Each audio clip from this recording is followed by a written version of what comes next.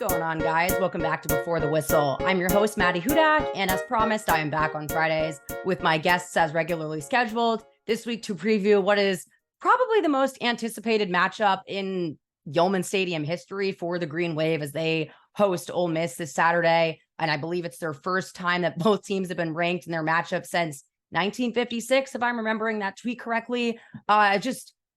What an anticipated matchup. And not to mention that I'm trying not to feel extremely old after reading a tweet by Kendall Duncan of WDSU saying that this is, what they were hoping for since Yulman was built nearly a decade ago. And as someone that was a current student while that was happening, that made me feel nice and old to know that nearly a decade ago was when I was at the university. But just goes to show you how much everything can change in a year and 10 years for that matter. And I'm really looking forward to the insight on today's episode. I have Ole Miss's sideline reporter joining me, John Darnell, who also used to play quarterback for Ole Miss. And I was sent a nice little clip by David Kellum, their play-by-play guy, which was his first year calling games of when John Darnell threw a walk-off touchdown to win the game in 1989 for Ole Miss against Tulane. So all of that history is definitely coming into this weekend.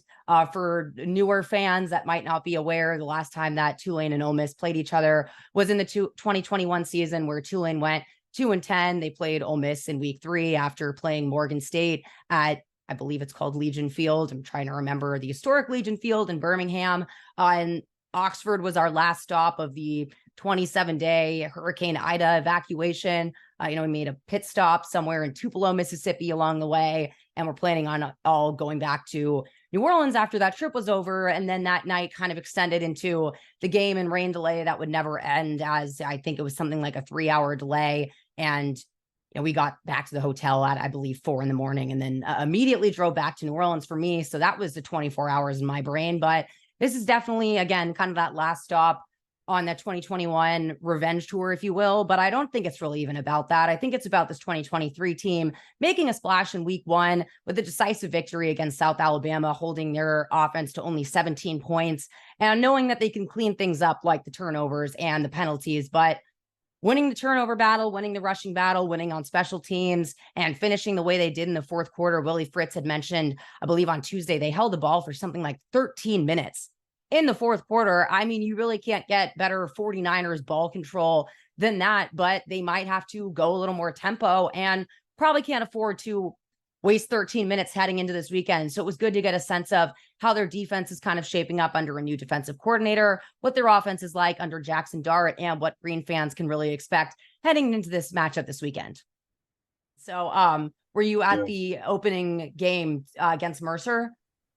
I was, yes, I was, and I was there, and it was surprisingly not hot like it's going to be this weekend, but it was a very nice weather we had, and just a long game, blowout early, so a lot of people played, and I had my roster handy like I know you do, also on the sideline, but because I was like, who is that? Who is that? Who is that? Never heard of him. Never heard of him. Just a lot of transfers, and the portals changed the whole world. So it takes a minute to get to know them. Oh, I know. And yeah, I'm thinking of the Morgan State game right before Tulane played you guys in 2021, where I think we went through every single person on our depth chart, and we were that was my first game as a sideline reporter. I'm like, I don't know who any of these people are because we're at 4th and 5th string. But do you feel like you learned anything about Ole Miss? I know it was expected for them to come out and dominate, but anything from those depth chart pieces or from the starters?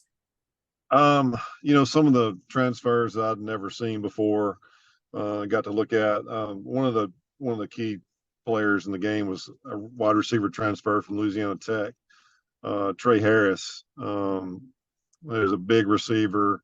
I don't think he's super fast, but he got really good hands. He overmatched Mercer, and I think his first 3 catches were touchdowns, and he caught 4 in the game. You've probably seen the statistics by now, but that was a good pickup by Ole Miss.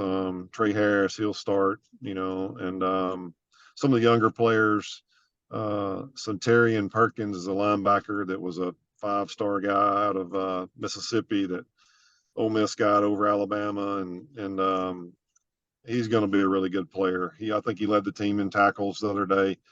I don't think he started, but he played a lot, and he was impressive. And they're going to have him this year. And that was two guys I'd never seen before that I think made a big impact. And you guys have a new quarterback in Jackson Dart, correct? After going through a quarterback competition. And as someone that's covered quarterback competitions, I know it's kind of hard to say the winning thing, but what's he kind of looked like over this offseason? Well, Dart, he came in last year from USC, and where he had played a little bit at USC. And a guy named Luke Altmaier and Dart were competing last year for the starter, and Dart won the job. They played a couple of games where they played both of them, and I kind of remember that actually.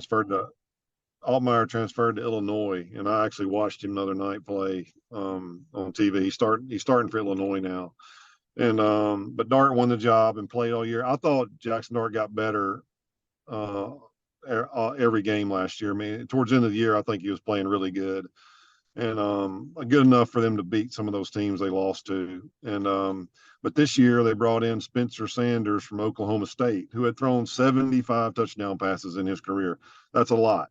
David said on the radio broadcast the other day that he had thrown 40 interceptions in his career at Oklahoma State, and I was thinking that's a lot of interceptions, but that just means he threw a lot and got a lot of experience. And so I don't know that there was a battle, but they brought him in, and Coach Kiffin made it to the press or to the public that it was a quarterback competition. I felt like Dart was going to be the starter the whole time because I'd watched him some in the spring, and he had looked really good in the spring. I don't think he threw an interception all spring. And so he's getting better. But then they brought in Walker Howard from LSU. He's a younger guy, and he played, I think, in the bowl game last year for LSU. And he's, I think, some are saying this is the future. They played all three Saturday. I didn't know that Walker Howard would play, but different styles. Jackson Dart is a combination of both Walker Howard and Spencer Sanders. Is more of a, I mean, I think he's the all-time leading rusher for quarterbacks at Oklahoma State. I think it's close to 2,000 yards he rushed for.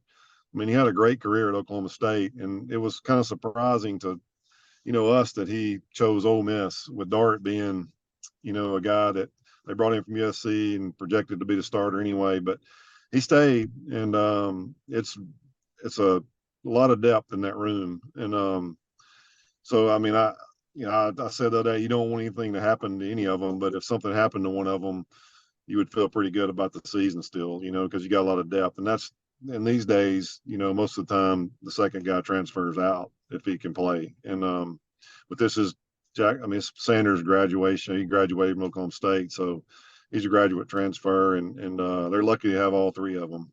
Yeah, but Jackson Dart is the guy, unless he just starts playing really bad. I don't see that happening. But they have another guy to go to if they had to. I know people always talk about as if we get to QB3 that you're having a huge problem, but I mean Tulane quickly got to QB3 in just one game last year, so trust me, we understand how valuable that quarterback room depth is. Have you guys gotten younger from last year? Is it still kind of that veteran presence, or what's kind of the returning versus new looked like? They returned a lot of guys on offense. The offensive line has a lot of experience. I think one guy Jeremy James, I think the guard has started like every year he's been there. I think he's a senior. The center's got a lot of his center's done the same thing. I think he's played for 4 years. They did bring in some transfers that had played a lot. So I wouldn't say they're young. They did bring in a tight end from Memphis. A transfer from Memphis is supposed to be really good. He's on some of the awards watches. He didn't play Saturday. I don't know that he's going to play this Saturday. He's got some kind of foot injury that he's dealing with. I don't know that if it's a 2 or 3 game thing. I don't know if it's a 1 game thing. They need him to be out there because he's really good. And Kiffin's offenses, they use a lot of tight ends, and they do have a lot of depth there at tight end, but he's the best one. So they need to get him in there and play. But yeah, to answer your question, Defensively, they do have some young guys, but most of them are transfers. I mean, the whole secondary is transfers except one corner, I think, who's been there for a couple of years. Prince, his name is Prince. He's been there for a couple of years, but the other ones are all transfers. The two linebackers are transfers. The defensive end is not a transfer. He's been there. He's probably one of their better players on defense. Cedric Johnson, he's number 2. Which they do have a new coach. Pete Golding came from Alabama. There's a new defensive coordinator. He was Nick Saban's defense coordinator last year, or the last several years. Tried to change up the schemes somewhat. It doesn't look a whole lot different to me, but I don't know what they did last week. I don't know if they were just, lining up to basic. But Mercer scored on the first play of scrimmage. I don't know if you heard that, but the quarterback ran 75 yards for a touchdown, the first play of the game for Mercer. So everybody looking around like, here we go.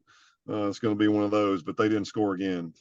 But I know everybody's really excited about Pete Golding. He's a very good recruiter and spending all that time with Saban. We've been through some defensive coordinators the last few years. And so to have him, I think everybody feels good about that. And but to answer your original question, tons of transfers. A lot of them have played and have a lot of experience. So probably won't be there, but for a year, maybe 2. Yeah, no, I mean, that's how Willie Fritz has primarily built a lot of his secondary, as well as through that transfer portal. I think you can really only ask so much out of kind of those freshman guys, especially in coverage. When you say that they've kind of changed schemes a little bit, is that front wise, coverage wise, or anything that's noticeable? For one thing is like that Cedric Johnson I told you about. He's a defensive lineman, but he does have speed, and so they've tried to move him around and stand him up some instead of putting him down where he gets double teamed. So he even drops in coverage. I noticed that the other day, but it just enables him to be able to rush the passer, and I think that's his gift. And when he's down, he's not as good as when he's like standing up, coming off the edge. And they play 4 linemen a lot on defense now, which is better. We played just 3-3 deal last year where we would just get run all over. We didn't have the players, I guess, to run that scheme. This year they run more of a 4 down front. So they do run 3, but they'll stand the guy up. Looks like 4 to the average person in the stands.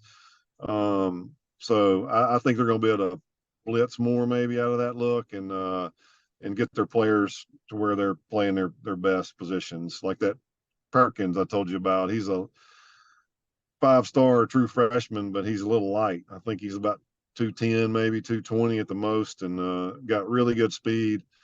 And I noticed he was coming off the edge some the other day, and he made some plays like that. So maybe the defense is going to enable them to move around guys more and put them in better positions to get to the quarterback. That's what it looks like to me, but I don't know I don't know how much they did on. We'll find out a lot about Ole Miss Saturday for sure. Facing that fence and that quarterback, so they'll give I a was going to challenge. say, kind of hard to scout, at least from our perspective, off of that first game and ask things like, are they more susceptible against the pass, against the run, even though it's a new defensive coordinator? But with so many kind of new players filling that up, just to kind of switch then back to offense and just the idea of philosophy, are you guys kind of a run first team to set up the pass, or how does that philosophy kind of balance on offense? Well, last year, I think Ole Miss has led the conference in rushing the last 3 years.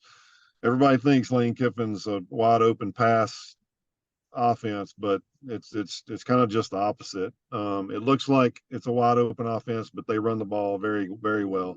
Saturday, they didn't run the ball very well. I don't know if that was on purpose that they threw the ball. They threw for over 500 yards, which is like I think they set a record.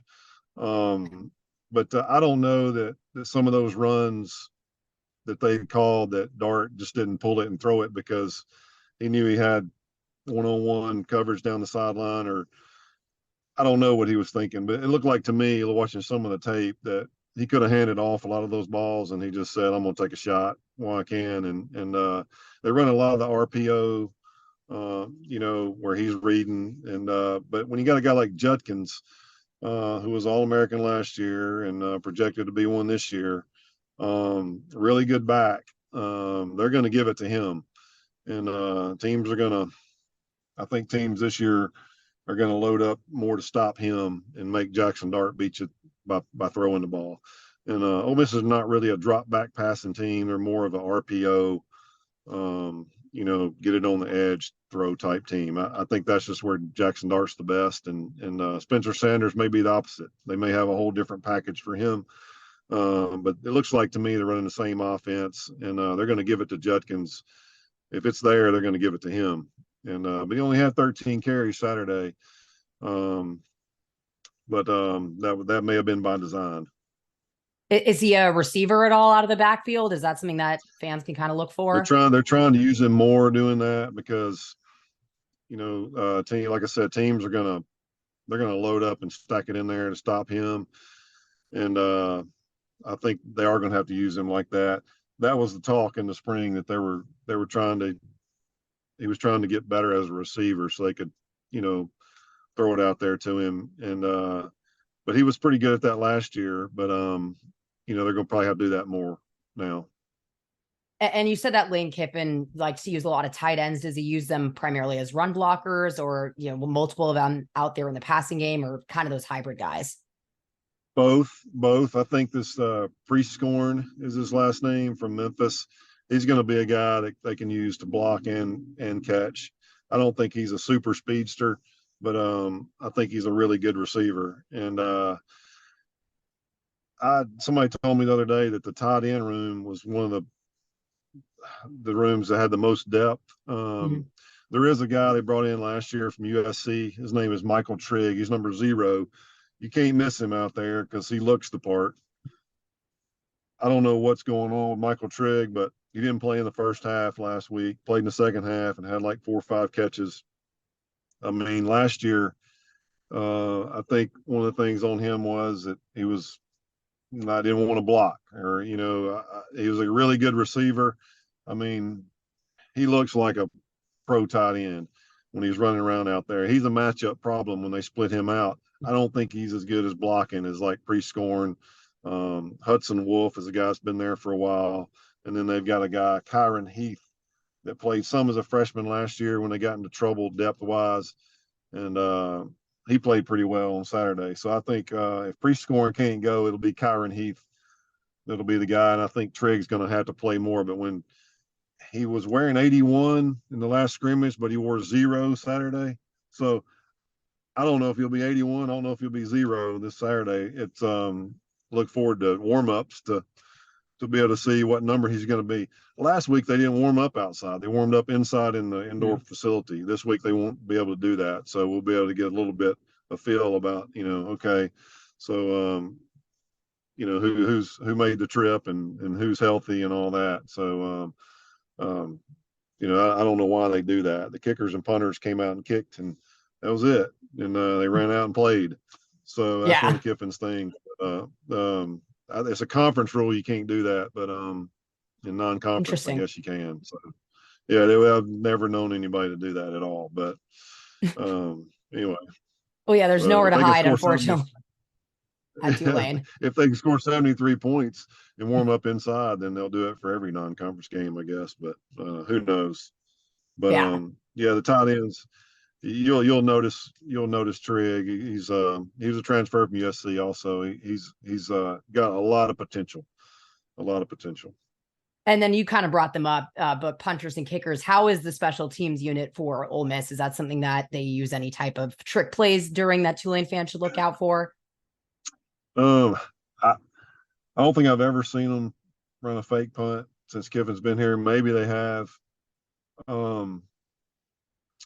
Their kicker from 2 years ago was suspended for the year. He got suspended for using some kind of performance enhancing substance that apparently he didn't know was banned, and was really good as a freshman. His name is Caden Costa, and he was really solid. And then but now he's back as they've got 2, and Caden Davis is a transfer from Texas A&M. and he may be my favorite pickup because he kicks it out of the end zone every time. And if he's the kickoff guy, unless they just want it to be short, he's probably going to kick it out of the end zone. Can't believe Texas A&M let him go, because that's to me that's a weapon.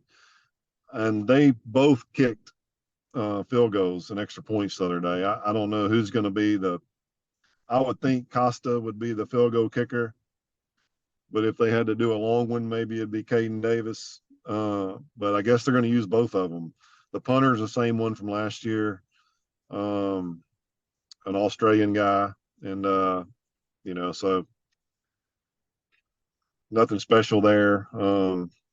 Not like the kickoff guy, but the kickoff guy Davis I think he's my favorite. Not NIL transfer, but portal transfer, because I love to see it when they kick it out of the end zone. And he does. He's got a powerful leg, really good. Are there any areas on Ole Miss where you still have a lot of question marks about, or think might kind of be a vulnerability heading into this weekend?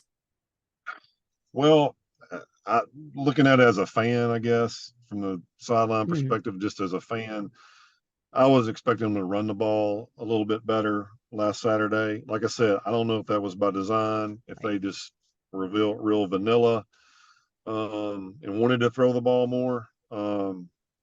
But as well as they've run the ball the last 3 years, there's no reason why they shouldn't have run for a lot more yards than they did on Saturday. And I don't know why that's the case. Dart didn't run much the other day, and he'll pull it down and run too. And he's not a bad runner. But I don't know. Offensive line maybe because of that, because the run game was not as good as I thought it would be this past Saturday. Linebacker, still a question mark there. I think 2 transfers are in there at linebacker. And in the secondary, they're going to get tested this week. I mean, Pratt, we're going to see what they're made of. And because we didn't know anything after last week as far as throwing the ball. So we'll see. We'll see if they can cover, and if the linebackers can tackle, and if the offensive line can open up some holes. This is going to be a lot bigger test for them this week. So we'll see. I'm looking forward to it. This will be a lot of fun. All right, y'all. I hope you gained as much insight from that as I did. Again, that was John Darnell, who is the Ole Miss sideline reporter for their radio network and was the former Rebels quarterback, again, with that win in 1989 that we went over at the beginning of this episode. But I hope that really gave Greenway fans a good preview heading up into this weekend, because I know that there was really not that much to glean from Ole Miss's opening. I think it was 73-7 victory over Mercer. And I think you'll see a lot more of what that team is made of this weekend. And same goes with Tulane. I think they made a very decisive opening victory against the Jaguars, but this will really be an SEC-sized test on both sides of the ball, on both trenches, seeing how the defensive line, if they're able to get that same penetration and disruptiveness that we saw them really wreak havoc as that game went on in South Alabama. Something like 4 or 5 sacks, I believe, for the Green Wave, and just a lot of pressures in that game at that. And then really seeing how this O-line holds up. That'll be a good test for them. But I did find it interesting that he kind of pointed to the O-line as being at least somewhat of a question mark. And it is after that win against Mercer. Yeah, but you didn't really get that much going on the ground with the running game. And it is fair to wonder if that was, like he said, kind of by design and not them wanting to show that many of their cards heading into this weekend. I think either way that you slice it, either their run game might be a potential point of attack for the Green Wave defense, or it just goes to show that Tulane is that game where they're going to be kind of hiding things in their sleeve. And I know it was an FCS opponent, but they're definitely not sleeping on Tulane heading into this weekend's matchup. I think that this will be a great opportunity for Tulane to really solidify itself as the top G5 program with the win this weekend. And there seems to be a few different areas where they might be able to get that done. I'll just be kind of curious again, how that fourth quarter really goes, thinking about the clock control that Tulane was able to really lean on against South Alabama. That usually is a lot easier to do when have a little bit more of a cushion lead, which I probably am not expecting either team to have that much leeway as this game goes down to the wire on Saturday. So again, that kickoff is at 2:30 p.m. Our pregame show on 1:30 on 104.1 The Spot. Please hydrate. Tulane just posted something about having additional water stations in the stadium and being able to bring in some sort of reusable water bottles. So I urge everyone to check that out, to start hydrating tonight. It's too late if you wake up Saturday and start drinking water. You need to start preparing like you're going to be outside tomorrow, every single day leading up to this weekend. Please wear sunscreen. Please remember to reapply it. If you have hats, I'm just trying to save a lot of people from as much sun poisoning as possible, because we will need that home field advantage when Tulane takes the field to play Ole Miss this Saturday. And I'm really looking forward to seeing you all there, hopefully making enough crowd noise that my voice will sound a lot better on Tuesday's episode of Before the Whistle.